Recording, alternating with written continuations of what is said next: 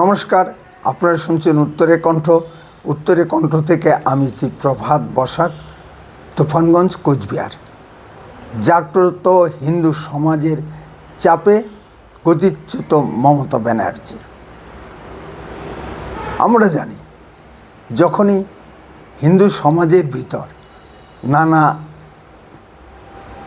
কুচক্রীরা ঢুকে হিন্দু সমাজকে দুর্বল করেছে, তখনই বিদেশি বিজাতীয় শাসন হিন্দু সমাজের উপর চেপে বসেছে। আমরা গত 15 বছরে মমতা ব্যানার্জির অপশাসন দেখলাম। 2011-তে মমতা ব্যানার্জি সিপিএমের আন্দোলনের মুখ হিসাবে, অগ্নিকন্যা হিসাবে হঠাৎ করেই পশ্চিমবাংলার ক্ষমতা পেয়ে গেছিলেন। তারপর তিনি কি করলেন? তারপরে তিনি এই 15টা বছর চালালেন মানুষের ভোটাধিকার কেড়ে নিয়ে, চুরি, চামারি, দুর্নীতি, ছিনতাই। মমতা ব্যানার্জি কি কোনো কনস্ট্রাকটিভ কাজ করতে পেরেছেন? মমতা ব্যানার্জি তার অনুপ্রেরণায় ব্যাপক হারে বাংলাদেশি মুসলিম অনুপ্রবেশকারী পশ্চিমবঙ্গের ভিতর দিয়ে সারা ভারতবর্ষে ছড়িয়ে পড়ছে। এখানেই মমতা ব্যানার্জি স্থির থাকলেন না। রোহিঙ্গাদের এনে পশ্চিমবাংলায় কলোনির পর কলোনি তৈরি করে দিলেন। এইভাবে দেখা যায় দক্ষিণ 24 পরগনা, উত্তর 24 পরগনা, বৃহত্তর কলকাতা শহরতলি, মালদা, মুর্শিদাবাদ ইত্যাদি জায়গায় ব্যাপক সংখ্যক অনুপ্রবেশকারী মুসলিমদের ঘাঁটিতে পরিণত হয়েছে। TV9 বাংলার একটি সংবাদে দেখলাম, মুর্শিদাবাদ জেলাতে 2 লাখ বাংলাদেশি মুসলিম হিন্দু নাম গ্রহণ করে ভোটার লিস্টে নাম তুলেছেন। অনুসন্ধান করলে আরও অনেক কিছু বেরিয়ে আসবে, যেটা মমতা ব্যানার্জিরা ধামাচাপা দিয়ে রেখেছেন। দুর্নীতির ফাইলগুলো মমতা ব্যানার্জিরা এখন লোপাট করার চেষ্টা করছে। কি করেছেন মমতা ব্যানার্জি? প্রশ্ন হলো, কি না করেছেন মমতা ব্যানার্জি? গরু চুরি থেকে আরম্ভ করে বালি, পাথর, সোনা, মাটি সব কিছু চুরি করেছে। তৃণমূল কোনো রাজনৈতিক সংগঠন নয়। তৃণমূল হলো গুন্ডাদের সমাহার। আমরা দেখেছি অঞ্চলে অঞ্চলে 1-2 জন গুন্ডাকে দায়িত্ব দিয়ে তৃণমূল দল পরিচালিত হতো। আর এদের কাজই ছিল, যারা বিরোধী দল করে, যারা বিজেপি করে, পুলিশের সহযোগিতা নিয়ে তাদের উপর আক্রমণ চালানো। আমরা মারগঞ্জের ক্ষেত্রে একই ঘটনা দেখেছি। সেখানে হঠাৎ করে বক্সার নামে এক গুন্ডার আবির্ভাব ঘটল। গত 5 বছরে এই বক্সার মারগঞ্জে বিজেপির কোনো সভা করতে দেয়নি। সভাতে বসলেই সেখানে আক্রমণ চালায়। এই চিত্র মারগঞ্জে দেখেছি। তা এটা শুধু মারগঞ্জের চিত্র না, সারা পশ্চিমবাংলার চিত্র। এই ব্যবস্থা গড়ে তুলেছিলেন মমতা, অভিষেক ব্যানার্জিরা। মানুষ এদের আচার আচরণ, দম্ভ, অহংকারে তিক্ত বিরক্ত ছিলেন। এমনকি তৃণমূলপন্থী অনেক মানুষই বিরক্ত ছিলেন। আমরা কোচবিহারের তৃণমূলের প্রতিষ্ঠাতা প্রাণপুরুষ রবি ঘোষ আজকে নো হায়ার, যে নিজের জীবনকে বাজি রেখে সিপিএমের বিরুদ্ধে আন্দোলন করে তৃণমূল দলটা কোচবিহারের মাটিতে প্রথিত করেছিলেন, তার কোনো মূল্য নেই। এটাই হয়। এই দলের মূলনীতি হলো, যে কোনো প্রকারে ক্ষমতা দখল করো আর চুরি করে খাও। ন্যায় নীতির কোনো বালাই নেই, গুড গভর্নেন্স, শাসন, উন্নয়নের কোনো বালাই নেই। এই হলো তৃণমূল। মানুষ প্রত্যাখ্যান করেছে তৃণমূলকে। তারপরেও নাটক দেখুন। সেটা কি দেখলাম আমরা? ভবানীপুরে 15 রাউন্ড শেষে শুভেন্দু যখন এগিয়ে যাচ্ছেন, তখন হঠাৎ করে মমতা ব্যানার্জি সেখানে গিয়ে উপস্থিত হন। ঘরের ভিতরে কাউন্টিং হলে একজনও তৃণমূল এজেন্ট নেই। তিনি গিয়ে সেখানে চিৎকার চেঁচামেচি করতে থাকেন, এবং গণনা প্রক্রিয়াকে বাধা দিতে চেষ্টা করে। স্বাভাবিকভাবেই কর্তব্যরত কেন্দ্রীয় বাহিনী তাকে সরিয়ে দিতে বাধ্য হয়। এটাকেই বাইরে এসে মমতা ব্যানার্জির নাটক দেখলাম, কেন্দ্রীয় বাহিনী তাকে নাকি মেরেছে, তাকে ধাক্কা দিয়েছে, ইত্যাদি ইত্যাদি। এটা কতটুকু বিশ্বাসযোগ্য সেটা আপনারাই বলবেন। আমরা দেখেছি কেন্দ্রীয় বাহিনীকে নিয়ে মমতা ব্যানার্জি প্রথম থেকেই বিষোদ্গার করেছেন। কেন্দ্রীয় বাহিনীকে, বিএসএফকে ধর্ষক বলে গালাগালি দিয়েছেন। আজকে পশ্চিমবঙ্গে এমন অবস্থা সৃষ্টি করেছেন মমতা ব্যানার্জি যে লাখ লাখ কেন্দ্রীয় বাহিনী এনে ভোট করতে হচ্ছে। কেন এত কেন্দ্রীয় বাহিনীর প্রয়োজন? কেন? উনি তো পশ্চিমবঙ্গে গণতন্ত্র প্রতিষ্ঠা করেছেন, তা কেন্দ্রীয় বাহিনীদের এনে কেন গণতন্ত্র রক্ষা করতে হচ্ছে? মানুষ স্বাভাবিকভাবে ভোট দিতে পারেনি। দিকে দিকে তার স্পষ্ট প্রতিফলন দেখা যাচ্ছে। আজকেও তৃণমূলের দুর্নীতির জন্য ফলতায় নির্বাচনটাই বন্ধ হয়ে গেল। নির্বাচনের দিন ফলতায় প্রায় 20-25টি বুথে বিজেপির সিম্বলের উপর সেলোটেপ লাগিয়ে দিয়েছে। পুলিং পার্টিরও এক্ষেত্রে ভূমিকা আছে। একটা পর্যন্ত প্রায় 58% ভোট হয়ে গেছে ওই সেলোটেপ লাগানো পর্যন্ত। এটাকে দেখতে পাননি, সব সিসি ক্যামেরা অফ করে দেওয়া হয়েছে, বা অন্য রাজ্যের ভোটের চিত্র টিভি ক্যামেরাতে ঢুকিয়ে দেওয়া হয়েছে। এই চালাকি করেও শেষ রক্ষা হয়নি। শেষে নির্বাচন কমিশন ফলতা নির্বাচনটাই বাতিল করে আবার নতুন করে নির্বাচনের ডেট ধার্য করেছে। তো একটা ঘটনায় প্রমাণ হয় সারা পশ্চিমবঙ্গে কী ধরনের শাসন ব্যবস্থা, কী ধরনের গণতন্ত্র পশ্চিমবঙ্গে চালু করেছিলেন মমতা ব্যানার্জি। এখন মুখে বড় বড় কথা, অমুক করছে, তো নাটক। মমতা ব্যানার্জি একজন প্যাথোলজিক্যাল লায়ার। এত জোর গলায় মিথ্যা কথা বলেন যে সেটাকে সত্যি মনে হয়। তার ডক্টরেট ডিগ্রি, তার শিক্ষাগত যোগ্যতা ইত্যাদি নিয়ে তিনি অনেক কিছু, এখন অবশ্য তার ডক্টরেট ডিগ্রি নিয়ে কোনো কথা বলেন না। তো এই অবস্থা পশ্চিমবঙ্গে মমতা ব্যানার্জি সৃষ্টি করেছেন। মানুষ আজকে ঝেঁটিয়ে তৃণমূলকে বিদায় করে মুক্তির নিঃশ্বাস নিচ্ছে। দিকে দিকে কিছু সমস্যার সৃষ্টি হচ্ছে, এটা বাঞ্ছনীয় নয়।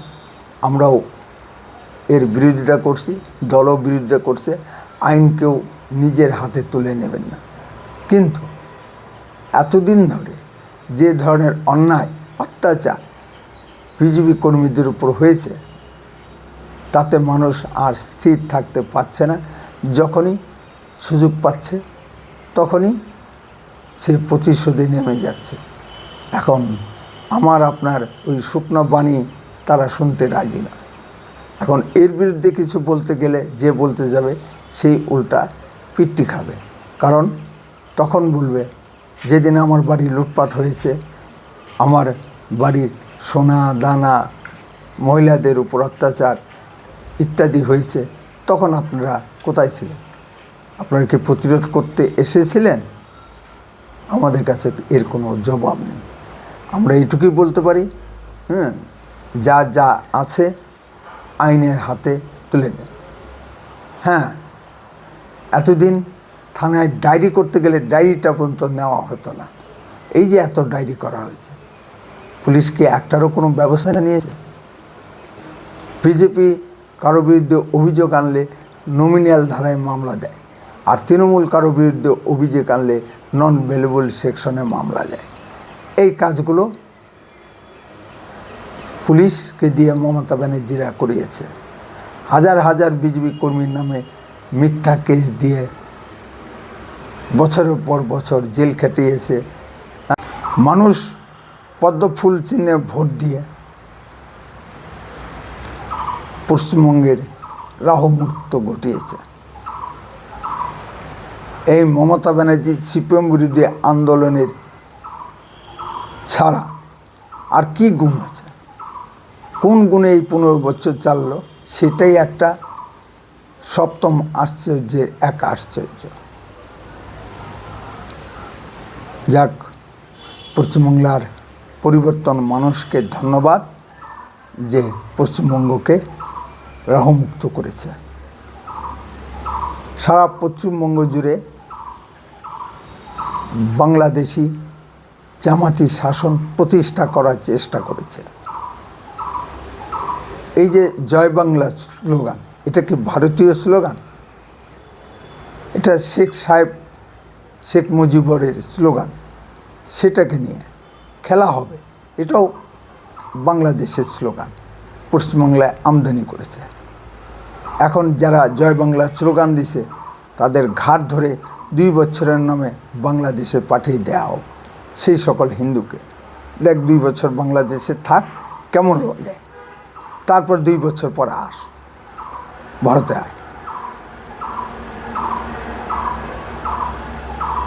ধন্যবাদ।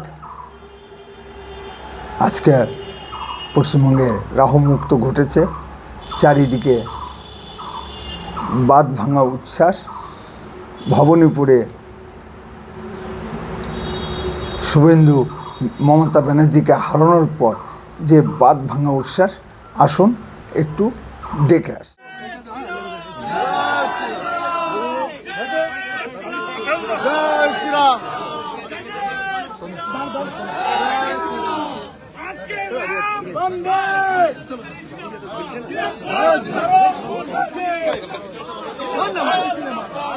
अरे आराम से आप तो धक्का दे रहे हैं।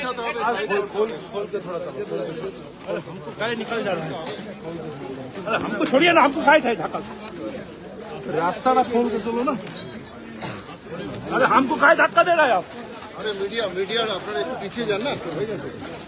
3-4 दिन रहे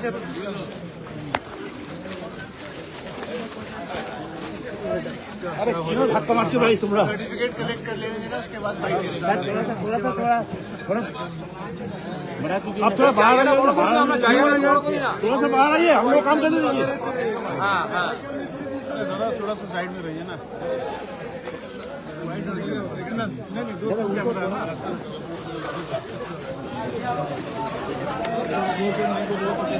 तो पूरा दिन करते हैं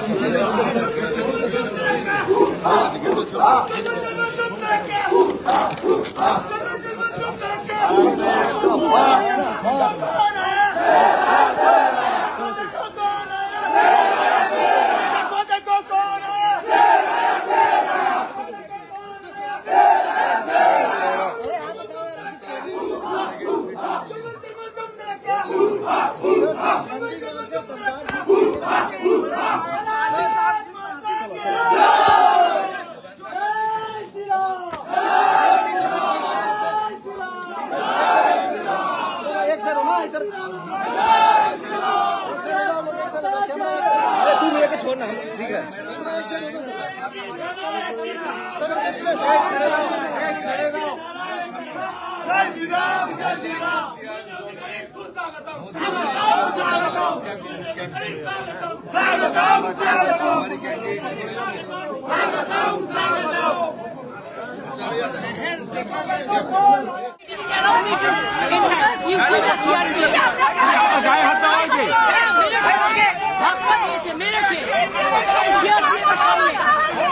আর পুরো বাইরের গুণ ভর্তি করে রেখে দিয়েছে। আমি ক্যান্ডিডেট, আমাকে ইলেকশন ঢুকতে হয়নি।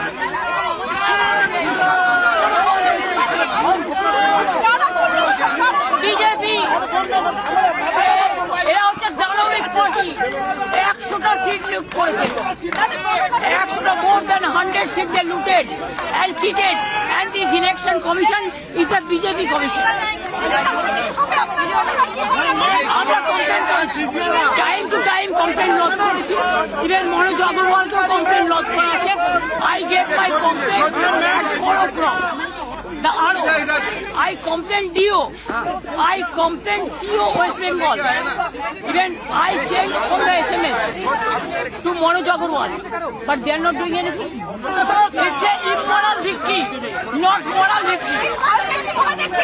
Immorally, whatever election commission has done with the central forces and Prime Minister and Home Minister, it is totally illegal, and we will ask for counter mandate. এটা জোর করে ফোর্সফুলি করেছে, SIR থেকে শুরু করে অ্যাট্রসিটিস থেকে শুরু করে কাউন্টিং এজেন্ট এরেস্ট থেকে শুরু করে EVM মেশিন লুট করা থেকে শুরু করে ইভেন যারা জিতেছে তাদের সার্টিফিকেট